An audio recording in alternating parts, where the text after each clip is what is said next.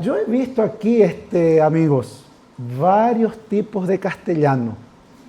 He visto castellano de Perú, me pareció escuchar de Perú, me pareció escuchar, bueno, de Chile sé que hay uno que habla al tiro nomás, pues.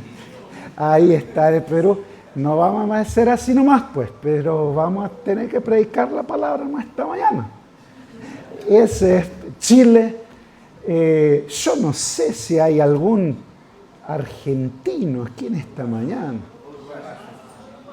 Uruguay nomás. Uruguay nomás. Uruguay nomás. El paisito. Paisito. Yo tuve el privilegio de trabajar en Uruguay junto con mi familia. Estuvimos 2 años. Fue una experiencia extraordinaria conocer Uruguay. De paso, Uruguay, gente, es uno de los países más lindos de Sudamérica. Todo es lindo en Uruguay, pero hay algo que ellos no viven sin eso, que es la Rambla. La Rambla es el lugar más importante.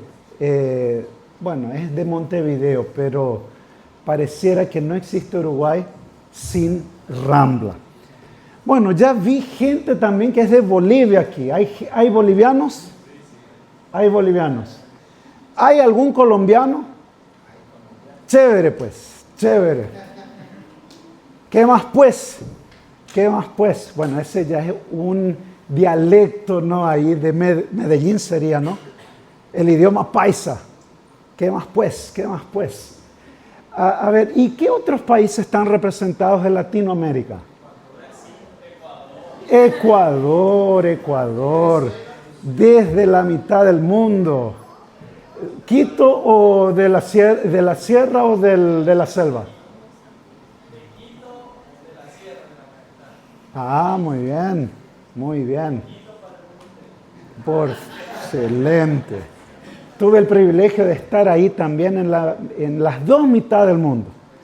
En la de los franceses y en la verdadera mitad, ¿no? Fue una experiencia muy linda. ¿Qué otro castellano hay por ahí? República Dominicana. Bueno, algún día estaré en Punta Cana.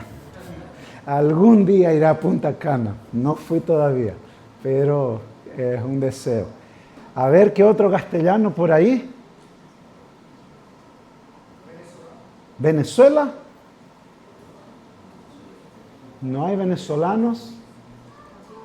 Ok. ¿Y qué otras comunidades fuera del castellano? ¿Tenemos a alguien de África?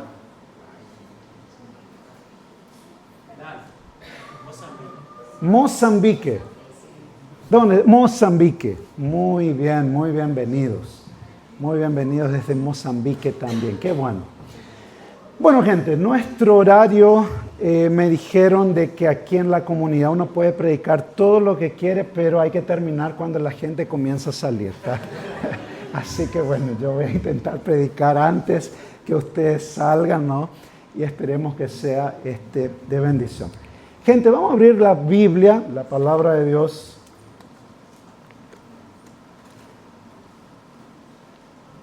En el libro de Segundo de Reyes.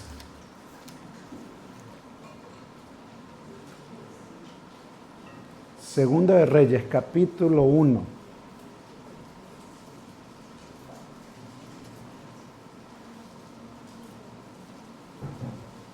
Disculpen, capítulo 2.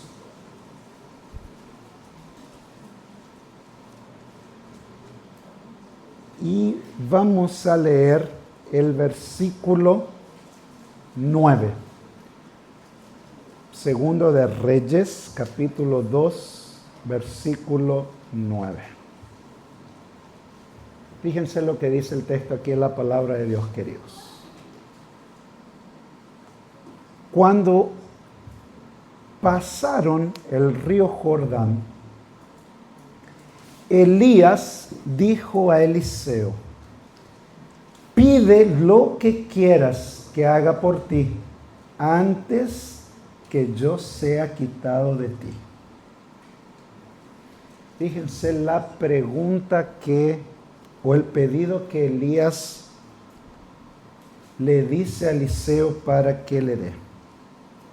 ¿Qué quieres que haga por ti? Conociendo el contexto, queridos, y conociendo el contexto de una comunidad internacional que de alguna manera tiene el gran interés de formarse para servir y para tener una vida de misión, si alguien te preguntara y te dijera, ¿qué quieres que yo haga por ti? Pídeme lo que deseas que te voy a dar. ¿Qué le pedirías a esa persona? Bueno, en la Biblia hay una pregunta muy similar, muy semejante y muy parecida. Cuando Dios llega en sueños a Salomón y le dice, Salomón, pídeme lo que quieras por amor de David tu padre y yo te lo voy a dar. Y entonces, hermanos, la Biblia dice que Salomón pudo haber pedido muchas cosas, pero Salomón pidió sabiduría.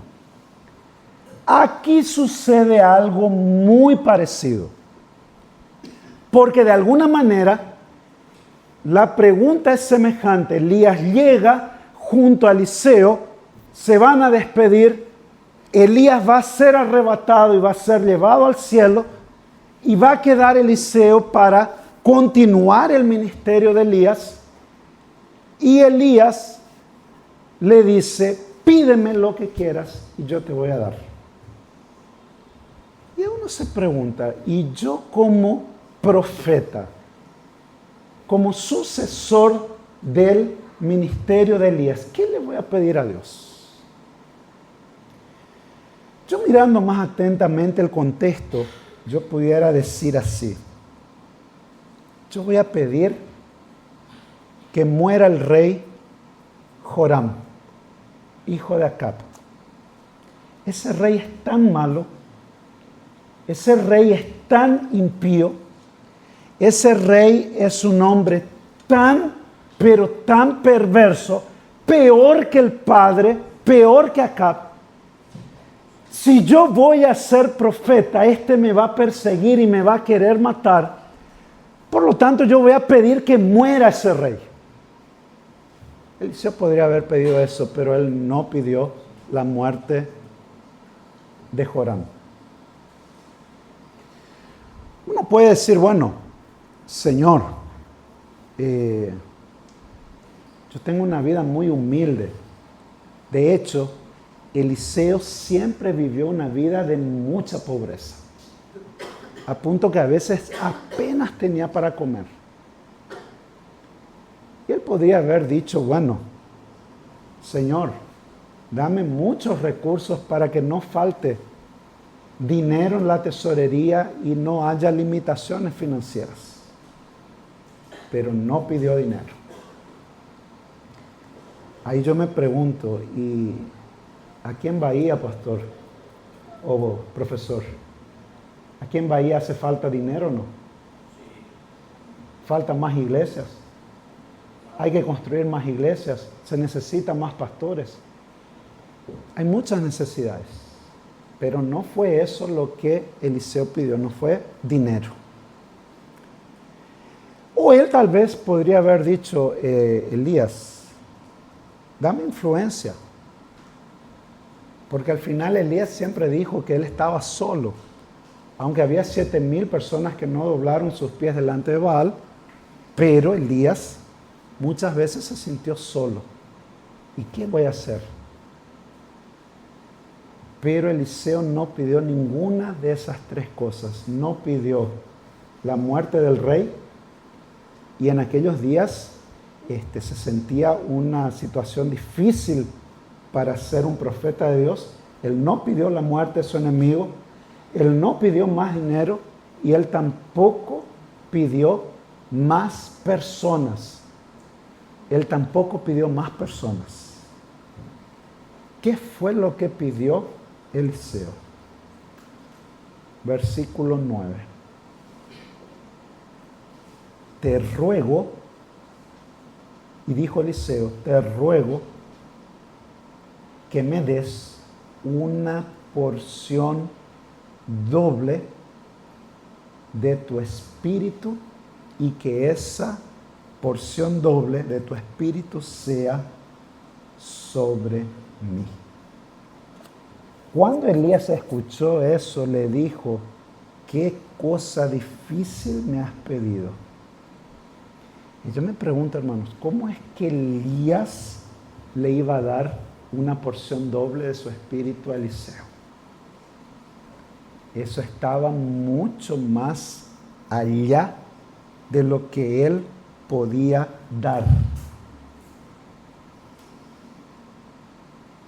Pero Elías todavía le dijo, si tú me vieres cuando fuere quitado de ti, será hecho así, pero si no, no será.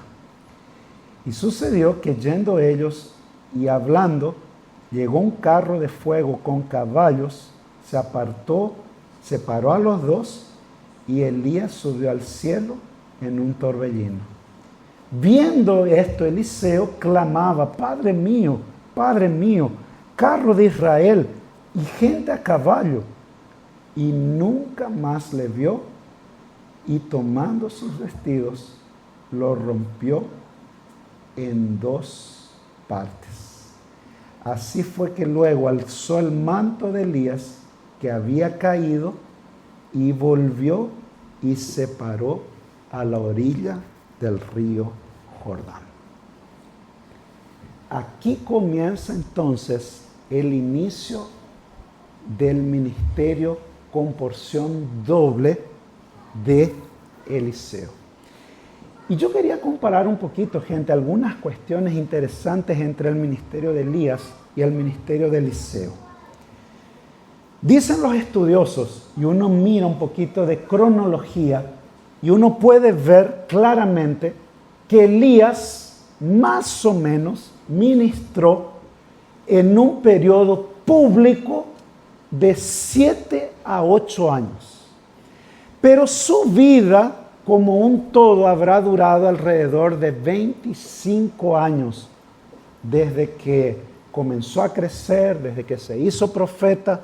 La Biblia no dice exactamente la edad de Elías, pero tenemos un cálculo del periodo que duró Acab, del periodo que muere Acab, llega Joram, y entonces da un periodo ahí de 20 a 22 años aproximadamente de trabajo de Elías como profeta.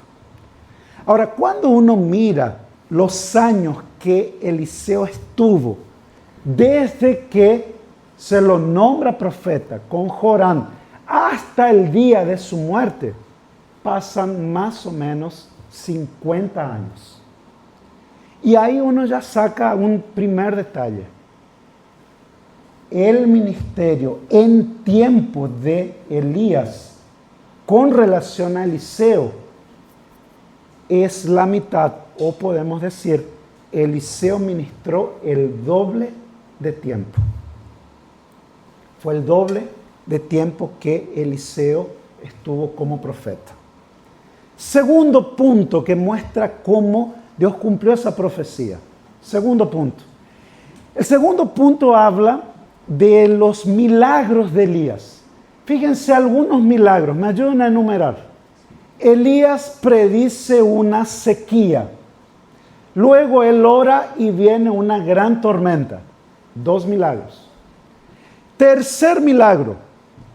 Cuervos vienen a alimentar a Elías. Yo pregunto, ¿alguna vez un cuervo te trajo comida? Gente, el cuervo te va a robar comida. El cuervo no te va a traer comida. Y otra, ¿qué cuervo es que come comida o come carne de primera calidad? Por lo general, los cuervos, ¿qué comen? Carroña. Quien no entiende bien la palabra carroña es carniza. En portugués, carniza es carne podre, ¿no? Carniza en castellano, carroña sería la carne podrida. Los cuervos comen carne podrida, carroña. Pero los cuervos no le traían a Elías carroña, no le traían carne podrida. traían carne de primera calidad. Así que Elías hacía su asadito, su churrasquiño. Ahí yo me pregunto, ¿y por qué Dios no le mandó carne de gluten? Carne de soja. No, mandó carne. Y bueno, una vez un hermanito de otra línea adventista me dice, bueno, pastor, el Señor también se equivoca. Hasta ese punto no.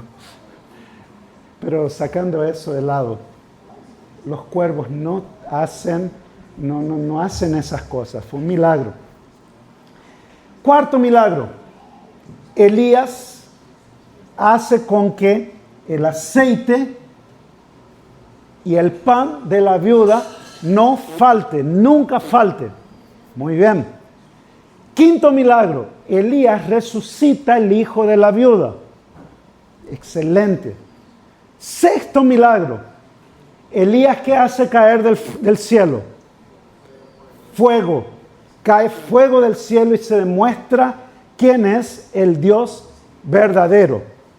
Después, otro milagro increíble, gente. Fíjense. Abrir el río Jordán golpeando la capa. Abre el río Jordán.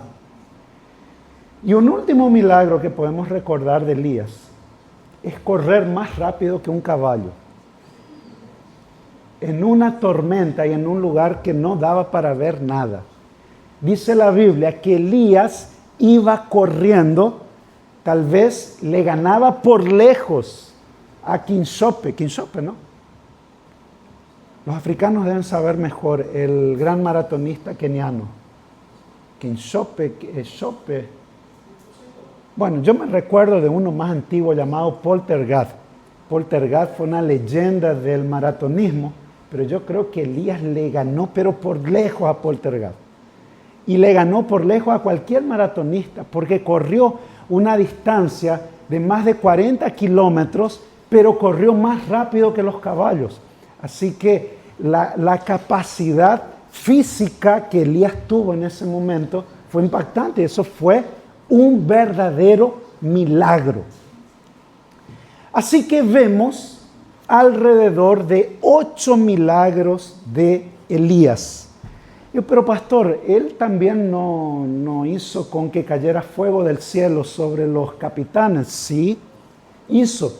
Pero ahí lo contamos con el mismo tipo de milagro con relación a caer fuego del cielo. Así que hubo alrededor de 8 grandes milagros que Elías hizo y que fue registrado en la Biblia. Y Eliseo, gente, ¿cuántos milagros Eliseo hizo?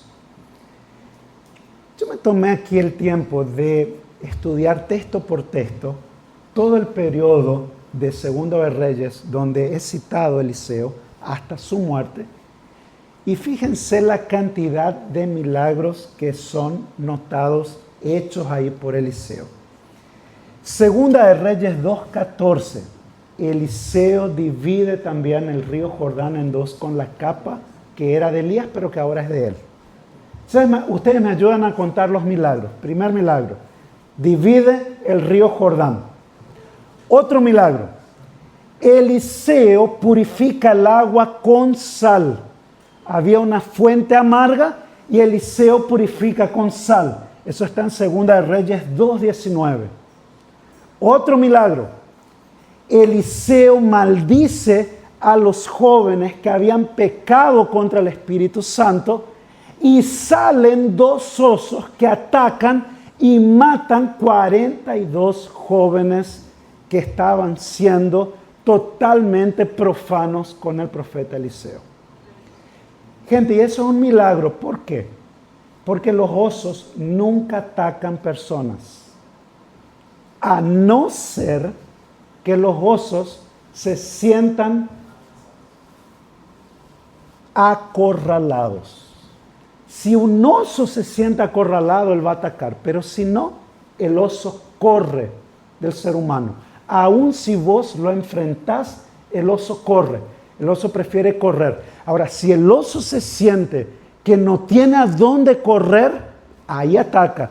O si es una osa, con sus ositos, ahí nunca llegue cerca de una osa. Nunca hay que llegar cerca de una osa porque ella actúa con más ferocidad que un oso. Y una osa puede vencer a un oso en guerra, en combate, es más fuerte por el instinto maternal o osal, podríamos decir así, ¿no?, que los osos tienen. Muy bien, eso está en 2 de Reyes 2, 23, 25. Otro milagro más. Eliseo profetiza la victoria sobre Moab. Y esta victoria se da en 2 Reyes 3, 16 y 19. Y Moab era infinitamente superior a Israel. Fue una gran victoria y un gran milagro. Otro milagro. Eliseo multiplica el aceite de la viuda. ¿Qué viuda? Aquella viuda que le iban a quitar sus 2 hijos. Y entonces le dicen, anda, trae muchas vasijas, muchas, hasta que no puedas más. Cerrá la puerta y con lo que tenés vas a ir cargando. Y probablemente con 1 litro de aceite llenó una cantidad inmensa que no conocemos, pero fue tanto aceite que pudo pagar la deuda de sus 2 hijos y pudo pagar todo, inclusive, y le sobró dinero para tener un capital y continuar trabajando. Luego, Eliseo profetiza que la tsunamita va a tener un hijo y eso sucede. Al año siguiente, ese niño nace. O sea, en otras palabras, Eliseo abre el vientre o la matriz de aquella mamá tsunamita y ella puede tener un hijo. Luego, Eliseo resucita a ese niño, igual que Elías. Lo resucita porque un día ese niño parece que tuvo un problema en la cabeza, sintió un dolor terrible, cae muerto, pero Eliseo va y lo resucita. Luego, otro milagro. Yo no sé en cuánto ya van contando. Eliseo cura la comida contaminada con hongos o frutos silvestres que tenían veneno. Tira un poco de harina y la sopa se cura milagrosamente. 2 de Reyes 4:38. Luego Eliseo alimenta a 100 hombres con apenas 20 panes. ¿Cómo es posible eso? Fue un milagro. Eso está 2 de Reyes 4, 42, 44. Luego encontramos que Eliseo cura a Naamán. ¿Cura a Naamán de qué? De la lepra. Luego Eliseo manda la lepra a su siervo infiel y codicioso. ¿Cómo se llamaba? En castellano, Giezi. Giezi, muy bien. Aquí en portugués creo que ustedes le dicen Geasi. En castellano le llamamos Giezi. Luego, otro milagro.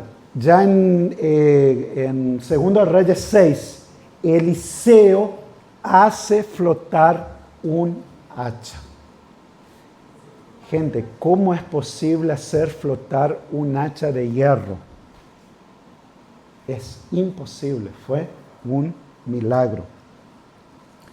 Otro milagro impresionante. Eliseo estaba tranquilo en un sitio que hicieron los sirios y el nuevo siervo, estaba inquieto, temblando de miedo porque veía muchos soldados sirios, pero Eliseo le dice al Señor, abre los ojos de mi siervo para que él vea. Y para mí este es uno de los milagros más impactantes, porque dar comida, dar que un niño nazca, todo eso son obras, pero aquí abre el discernimiento espiritual para que aquel siervo que estaba con miedo pudiese comprender la grandeza, el poder de Dios en que Él estaba en el comando y que Él estaba garantizando todo. Muy bien, otro milagro más. Eliseo hace que todo el ejército sirio quede ciego. Segunda de Reyes 6, 8 al 24. Otro milagro más. Eliseo profetiza que el siervo va a ver un milagro, pero que él jamás va a comer por causa de su incredulidad. ¿Cuál era el milagro? Que una cabeza de asno se vendía por 50 piezas de plata y un poquito de estiércol de paloma se vendía por otro valor imposible. Eliseo dijo, mañana se va a normalizar todo y Dios va a abrir todo para que todo vuelva a la normalidad. Y el hombre dice, ni si Dios derrama cosas del cielo, por las ventanas del cielo, eso será posible. Ah, muy bien, ya que vos decís eso, mañana tus ojos van a ver, pero vos no vas a comer. Y eso sucede en Reyes, Segunda de Reyes 7, 1 al 2. Y por último, el último milagro de Eliseo, él lo hizo después de muerto. Después de muerto, sí. Después de muerto, Eliseo estaba enterrado en un lugar, hubo guerra nuevamente, y al haber guerra, venían los soldados, y había un funeral en ese día. Cuando las personas que estaban haciendo el funeral ven que vienen soldados moabitas, ellos se asustan y tiran al muerto dentro del cementerio. Y lo impactante es que el muerto cae en la tumba ¿de quién? Cae en la tumba de Eliseo. La Biblia dice que el muerto resucita, se levanta, mira, y yo creo, gente, ¿qué es lo que habrá hecho ese hombre? Ese hombre habrá dicho, ahora que voy a salir corriendo, que hoy no me muero 2 veces, ¿no? Iba a morir 2 veces ese día, así que el hombre dice, patitas, ¿para qué te quiero? Yo no me quedo aquí, me voy corriendo. Y bueno, yo no sé si al final le alcanzaron o si murió 2 veces el mismo día, pero la Biblia dice que el hombre resucitó. ¿Cuántos milagros llegamos a enumerar? 16. Exactamente el doble. Pero hay una cosa más, queridos. Hay una cosa más que para mí es el doble. La influencia de Eliseo. Elías, ¿cuántos criados llegó a formar como futuros profetas? 1. ¿Quién fue ese profeta? Eliseo. Solo que Eliseo va mucho más allá. Porque Eliseo, entendiendo su misión de tener que destruir la idolatría, él planta 2 escuelas de profetas en lugares estratégicos. Una en Betel, la otra en Gilgal. Y su influencia es tan impactante que con esa escuela de profetas, Eliseo forma más de 200 profetas que van ahora a diseminar la teología bíblica y atraer al pueblo hacia de la idolatría hacia el verdadero o la verdadera adoración a Dios. Y de esa filosofía, queridos, la Iglesia Adventista entiende la necesidad de formar internados, porque los primeros internados surgen con Eliseo. Justamente ahí, en donde él hace flotar el hacha, ellos estaban yendo con los alumnos de las escuelas de los profetas a construir internados para que ellos pudiesen estar en sus escuelas. Surgen los primeros internados. Y es interesante, gente, que probablemente la mayor red de internados del mundo sea de la Iglesia Adventista y que nació con la visión de Eliseo.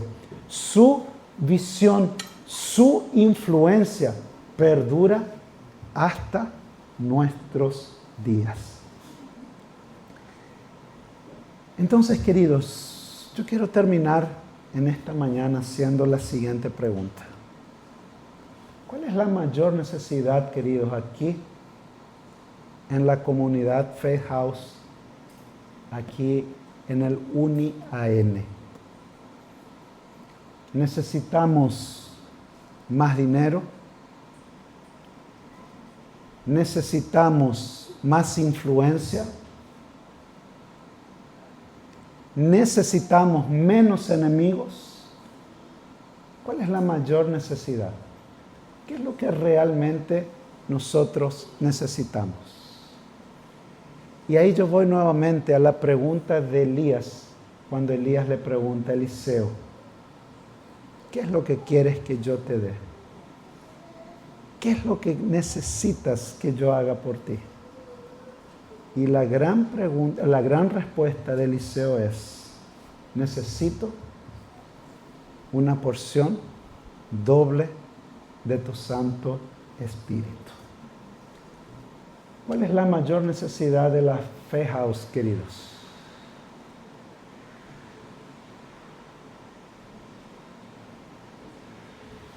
Profesor, ¿cuál es la mayor necesidad de la Faith House hoy?